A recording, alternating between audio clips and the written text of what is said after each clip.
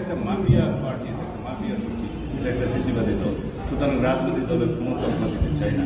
আওয়ামী লীগের ডিএনএতেই গণতন্ত্র নাই। আমরা শাহবাগে কেন যাব? আমাদের দাবি যেমন মাননীয় প্রধান উপদেষ্টাকে দীর্ঘ কয়েক মাস আগেই লিখিতভাবে দিয়েছি, মৌখিকভাবে দিয়েছি। আমরা বিভিন্ন সেমিনার সিম্পোজিয়ামে বলেছি, বিভিন্ন অনুষ্ঠানে বলেছি। আমরা শাহবাগে যেয়ে কথা বলতে হবে। আমি আশঙ্কা করছি যদি গণতান্ত্রিক যাত্রাপথে, গণতান্ত্রিক উত্তরণের পথ পরিক্রমায় যদি দীর্ঘায়িত কোনো পদক্ষেপ নেওয়া হয়, হয়তো সরকারকে বিপদে দিতে পারে সামনে। তাদের দায়ে আওয়ামী লীগের রাজনৈতিক দল হিসেবে বিচারিক প্রক্রিয়ায় আনতে হবে, বিচারের আওতায় আনতে হবে। তখন মানে প্রধান উপদেষ্টা যদি বিষয়টা আমলে নিতেন, তাহলে হয়তো আজকে গতকালকে বা তার আগের দিন বিব্রতকর পরিস্থিতিতে সরকারকে করতে হতো।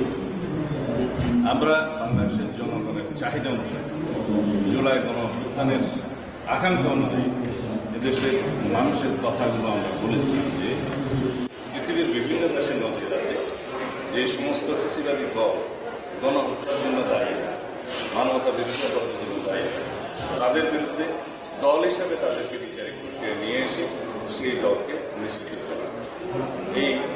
এটা উদাহরণ ছাড়া বিভিন্ন দেশে আছে, যেখানে জার্মানি সহ আরো অনেক দেশে আছে। আমরা এই কথাগুলো বলেছিলাম এর আগে এবং পরে বহু জায়গায়, বিভিন্ন সমাবেশে, বিভিন্ন সেমিনারে বক্তব্যের মধ্যে আমরা একই কথা বলি। বুঝতে হবে রাজনৈতিক দল হিসেবে আওয়ামী লীগের স্বীকৃতি কি এখন পৃথিবী দেয়, দেশের মানুষ দেয়? আওয়ামী লীগ একটি ফেসিবাদী শক্তি, আওয়ামী লীগ একটি মাফিয়া শক্তিতে পরিণত হয়েছিল।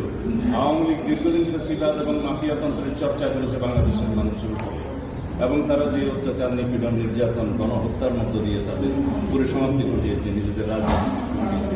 এরপরও তো রাজনীতি is no more political party.